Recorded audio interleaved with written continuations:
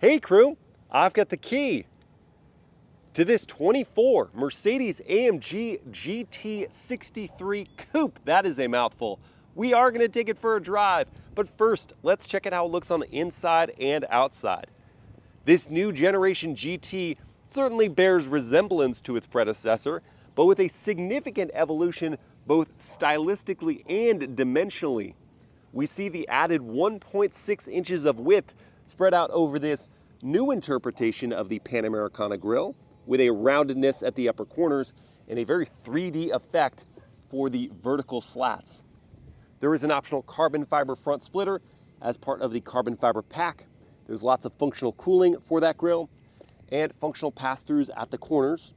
Above are projector LED headlights with LED DRLs and turn signals. This car is painted in Cirrus Silver. It's got a nice metallic flake to the paint, and it emphasizes the creases and bulges of this design, along with complementing the carbon fiber and black accents, like these forged alloy 21-inch wheels wrapped in Michelin Pilot Sport 5 summer tires. That's their latest summer rubber, sized 295 section front and 305 at the back. Within those wheels are optional carbon ceramic brakes with bronze tinged calipers, and there's carbon fiber for the side sill with that package and for the mirror caps. The profile though is where you really start to notice the differences with this new car. It's 6.7 inches longer than its predecessor and 2.6 inches taller. It has much greater presence, and that hood seems infinite. Then here at the back, the roofline blends smoothly into the butt end, but I take a bit of issue with the taillights. The 3 oval design looks a bit cartoonish.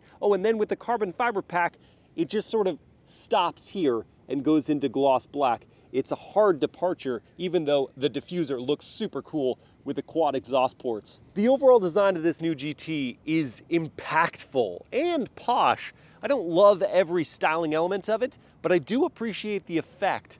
My question for you is, which looks better, this new GT or the old one? Let me know in the comments, and let's check out the interior. Opening up by pressing on the door handles to deploy them, and looking inside at this eye-catching red pepper Nappa leather interior with the optional performance bucket seats that are heated, power adjusting, and just look freaking cool. There's also a large sunroof above. To get behind the seats, pull on this leather strap, and that gives you access to a parcel shelf. Now, unlike the previous generation GT, you can actually option on rear seats, but much like the 911, they'd just be decorative. There would be no real legroom. So using this area for storage makes more sense. Looking at the doors, we've got 2 tones of that leather, black on red, with nice padding for your arm, carbon fiber optioned for the interior trim, 1-touch up-down windows, power adjusting and power folding door mirrors, plus 3 positions of memory for the driver's seat. There is a standard Burmester high-end sound system, and pulling on this switch here opens up the rear hatch. Great access to 11 cubic feet of storage back here. As we can already see, AMG is using the larger dimensions of this new generation GT to be more of a practical and therefore traditional Grand Tourer. Sliding in is easy to do, just have to raise my leg a bit over the raised side bolster of the performance seats. Closing up the door. Great solid thud, and that is going to send the door handles back to their flush mounted positions. Then with 2 taps of the start stop button, that puts us into full accessory mode, turning on all the displays, including these dials on the left hand side. This one's reconfigurable. The top piece I've got set to the manual mode, and the bottom piece is the front end nose lift. On the right hand side, that's your drive mode selection. On the wheel are touch sensitive controls amidst gloss black that does smudge a bit, but more of a concern is that if your hands get clammy at all, then they stop responding as well as they do with dry hands. Beyond is a digital gauge cluster, super high resolution. It is reconfigurable. Behind the steering wheel, we've got these large aluminum paddles, nice travel to them. They feel great in the hands. Optional suede wrapping on the performance steering wheel with a flat bottom. Feels excellent to grip into. It's just a bit thick though, so if you've got smaller hands, be aware. Up top, we've got a head-up display, leather wrapping on the dashboard, moving down into red leather. The ambient lighting shows up even within the turbine fans. Here's a 12.8-inch OLED display. It is super responsive when you find the actual control, and it also has wireless Apple CarPlay and Android Auto. I also need to praise this new generation of MBUX. It's very easy to find everything, including climate. Those always stay as icons on the bottom of the screen, so it's less distracting while driving trying to find them, and they're large enough so you don't need to be exact with your inputs. There is a button for the camera system and for your volume control. That's actually a slider, and it also has individual up-down along with a mute button. I already slid forward on the gloss black because I don't like looking at this, and it smudges and scratches. Inside, we do have a wireless charging pad, 2 USB-C ports, and 2 cup holders. There's optional carbon fiber around that. That looks great, along with a pad to rest your hand on while operating that. Under the leather-topped console, we've got a decent bit of storage for this size of vehicle with 2 more USB-C ports. Taking a peek at visibility. Looks great. In fact, all the way around, it's pretty solid, along with an excellent view out the back, and there's standard blind spot monitoring with rear cross traffic. I am impressed by this cabin. It looks sporty, it's luxurious, and while it bears resemblance to other AMGs, it doesn't feel so far-fetched to ask for $200,000, provided the performance is there. That we're going to find out next.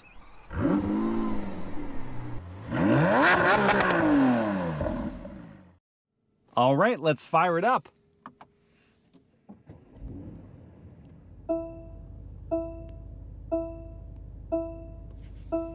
Modesty from the twin-turbo V8 on startup. I expected a more boisterous soundtrack. Hello, cabin crew. Thanks for joining for this drive review in the Mercedes-AMG GT63. I'll begin by selecting my drive mode here on the dial. We've got individual to the left. You can customize your settings there. We've got comfort, sport, sport plus. You hear the baffles and the exhaust open up. There we go. There's the boisterous nature. And then there's race. That's exciting. Not how we're going to start this one off. We'll start off in comfort drive mode. Then I'm going to pull up on the gear selector stock. That will prompt a high-resolution backup camera with trajectory lines and a 3D surround view, letting me scan the exterior of the vehicle and turn this pole right here into something horizontal and abstract. Very exciting. I like that the car is in silver, just like ours is here. That level of customization is very nice. Now let's back on out of here.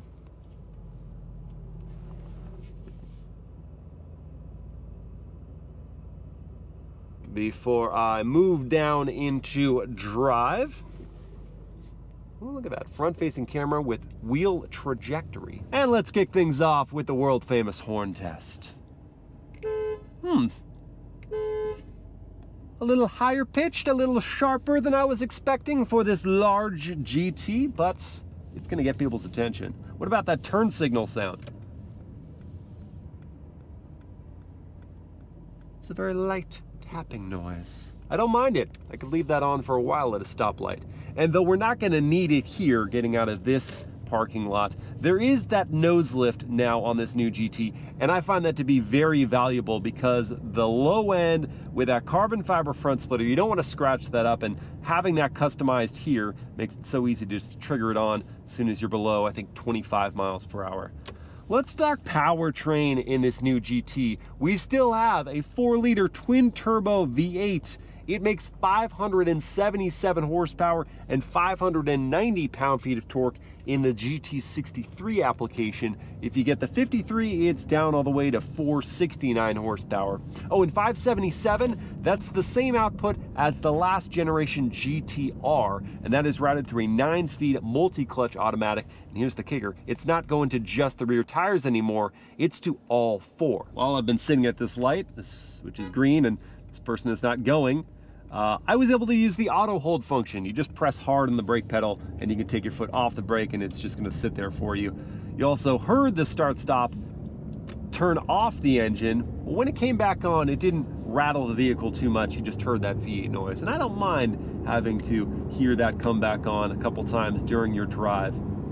Now, while just cruising along here, I've noted that the 9-speed multi-clutch moves through the gears not quite as seamlessly as a torque converter automatic. You feel a little bit of the rocking motion as it moves through, especially the first couple gears, but it's not as abrupt as a dual clutch. And that's important. If you're going for more of a GT nature with this new GT, then you can't have the gearbox be too sloshy.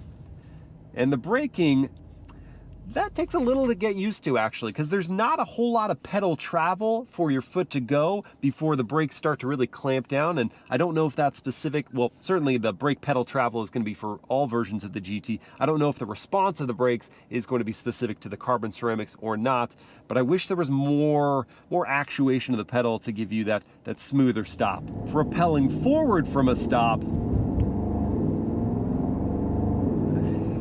couldn't be much simpler. Even in this comfort drive mode, where the throttle response is a bit more relaxed. All right, Model Y, show off your instant torque of electrification. Even though it's more relaxed in the comfort drive mode, the responsiveness, there's still so much torque, and with the twin turbo system, there is no delay. You just put your foot a little further in and you build up speed very quickly. Gosh, I love this scenery. Just puts a smile on my face. This car does that too. Now these seats, I have to praise them because I judged them harshly when I first saw them. Sport buckets, they look amazing, but typically they come with discomfort after a period of time behind the wheel. But the ergonomics of these chairs are excellent. And so while they fit my body type, I do need to caution you because the side bolsters are not adjustable. So if you've got a wider back than I do, you'll want to test fit yourself in them because they might not hold you as well in place. They do have thigh extensions, which is very nice, and the adjustability of the seat meant I could get nice and low, so I've got great head clearance for myself at 6 feet. And the padding is good. The padding is just right. There's also lots of tilt and telescope to the wheel, so I really feel very comfortable, very customized to this seat. Now let's see about the turning radius. Wheel is cranked. I'm gonna say it's just okay. I thought it'd be a little better with the standard rear wheel steering system, but you won't need to make 5-point turns. You might just need to make 2-point turns with this vehicle. Moving on to the ride quality. So we've got a set of adaptive dampers in the GT63. And on these 21-inch wheels with low profile tires, it's really putting that adaptive damper suspension to the test. And what I've found is if you're coming in expecting a more traditional GT plush ride, you might be a little disappointed with this one because, for one, even just going over those lane markers, I felt every bit of that. And so while you don't feel all of the road, you are gonna feel all of its imperfections in through the seat, as from a ripple to a jab. And the vehicle does kind of hop around on undulating road surfaces. Feels more like a sports/supercar in the ride quality than a GT. The question is whether that sports/supercar impression carries over to the 0 to 60 performance. So I've got a real world test lined up here. Racebox is set up to record. I'm going to move into the race drive mode, which will unlock launch control. And the way you activate that is by holding your foot hard on the brake, pinning the throttle, building up the revs, then letting go of the brake. And I will note here, there is a slight incline just to start us off. Here we go. Holding, building, letting go.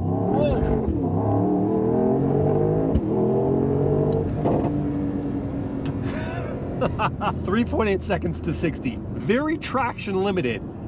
We need to do that again with warmer tires. I know that I don't usually do these attempts twice, but that felt unfair because the car was very much still cold. We'll just pretend you did a 0 to 60 and then at the next stoplight you did a 0 to 60. So let's do it again. Ready, aim, fire!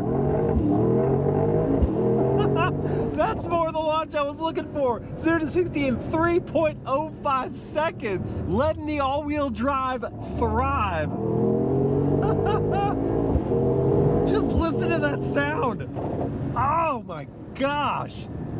This motor is fully woken up.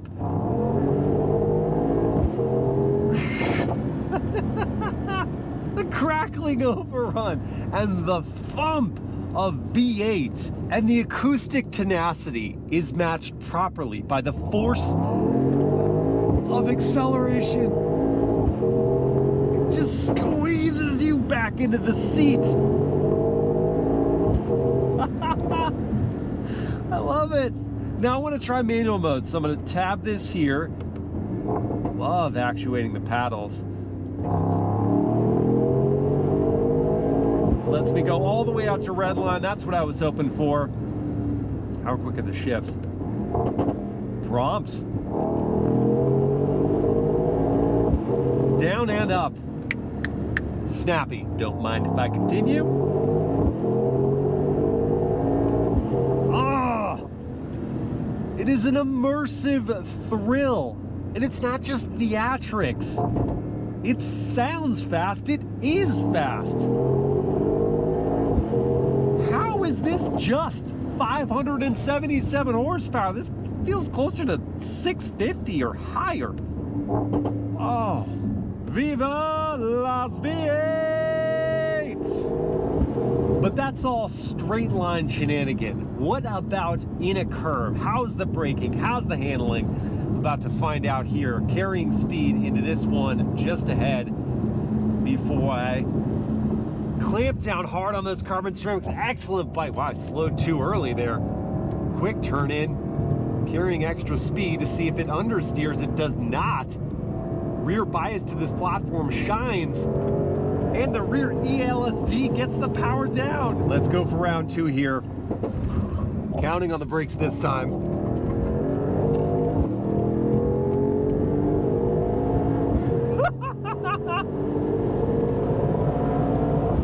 It's a slingshot, folks. I genuinely tried to get the car to misbehave and it wouldn't. It just got all of its power to the ground. That's how good the all-wheel drive system is. That's how good the limited slip differential is. And yeah, I mean, it's rear biased in the best way. It does not understeer when you don't want it to. It'll rotate ever so slightly, but it keeps it all contained.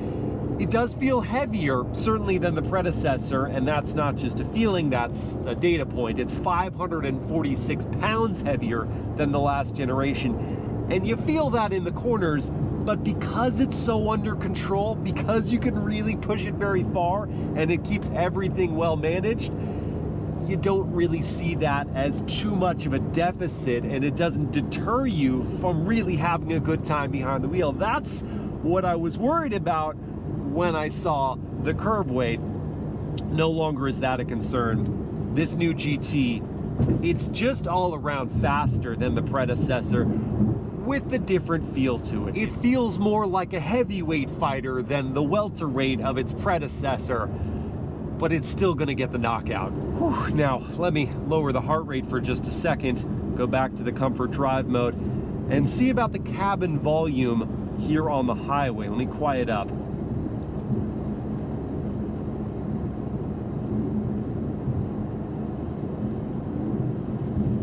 Okay, on the smoothly paved tarmac, I don't really hear much in the way of tire noise. Wind noise is present, but not invasive. Loud road surface is not all that much louder inside the cabin. This is a very well insulated interior, and for commuting, I am going to have the benefit of the optional driving assistance features here. So I'm going to turn this on, set the adaptive cruise control, and it's also got a steering assistance system that will take the center of the lane even on curves like this one. And it didn't even get confused as the lane turned into 2 there. It'll also change lanes for me, slowed as that truck was slowing, moved over lanes, and now is picking back up the speed. This is among the better of the driving assistance packages that are on the market right now. Now it wants me to check back in with my hands on the wheel, but this would really reduce driving fatigue if you've got a longer commute, and especially one with a lot of traffic. And at speed, the ride settles down as well. It's not as busy as it was around town because this vehicle just wants to cover a lot of ground quickly. that is in the GT nature, and that is one thing that this car does extremely well. So well, in fact, so serenely that you'll want to make sure you've got your head-up display going, or you're monitoring your speedo, because you'll be going way too quickly without ever realizing it. I will get into the competition in just a sec, but first, let's talk top speed and fuel economy. The top speed for the GT63 is 196 miles per hour, and the fuel economy, the EPA rates this one at 13 mpg in the city, 20 on the highway, and 16 combined. However, during today's drive, we've been averaging 10. It is improving as we're driving on the highway, but yeah, 10 miles per gallon. The starting price for the 63 is $177,000, but this one, as tested, is a shade under 212 grand. Competitors, there are quite a few of them, so I'm just going to handpick some at different price points. Starting with the most direct competitor, I would argue, the Porsche 911 Turbo. That one starts at $199,000. It makes 572 horsepower, gets to 60 in 2.7 seconds, has a top speed of 199 miles per hour, and fuel economy of 17 combined. If you've got more money to spend, there's the Ferrari Roma Coupe. That's $247,000 to start. It makes 612 horsepower, gets to 60 in 3.2 seconds, has a top speed of 199 miles per hour, and fuel economy of 19 combined. By contrast, if you're on a much stricter budget, there is the Lexus LC 500. That one starts just under $100,000. It makes 471 horsepower, gets to 60 in 4.8 seconds, has a top speed of 168 miles per hour, and fuel economy of 19 combined. So let's start by saying, if you are on that stricter budget, don't even think about it. Go get the LC 500. It looks beautiful, it sounds fantastic, it's fast enough, it rides superbly. You will not be dissatisfied for your money spent. If you have more money to spend though, if you've got around 200K, the 911 Turbo is kind of unquestionably, for me, the quickest in a straight line and also the best handling. It has great steering feel. Dynamically, it's so razor sharp. It just doesn't have the wow factor of this car and the Ferrari, and it certainly doesn't have the same soundtrack as this AMG GT. Then the Roma, it's dazzling, it goes like stink, and it's always gonna get you that front row parking spot at the valet. I just don't know if it has enough substance to justify 70 grand more as a starting price than this car right here. And so I think this new GT63 has found itself in a very comfortable middle ground. It's got the look, it's got the luxury, it's got the pace, it's got the presence, and it has the acoustics to justify the price point. You just have to ask yourself if you want the most dynamically capable car for the money, because the Porsche is just gonna have better steering feel and it's just gonna carry more speed through curves. And if you want that more traditional grand touring car ride compliance, then either the Porsche or the Ferrari are gonna be better suited to you. For me, I'm pretty easy to sway. If a car is laugh out loud fun, as I've experienced this GT63, and it appropriately checks all the other boxes without anything being too far left off, then that's gonna get my vote. So I put my money on the GT63. Which would you guys choose? Let me know in the comments. Porsche 911 Turbo, Ferrari Roma, Lexus LC 500, or this GT63. I hope you guys have enjoyed this drive review, and I will see you again next time.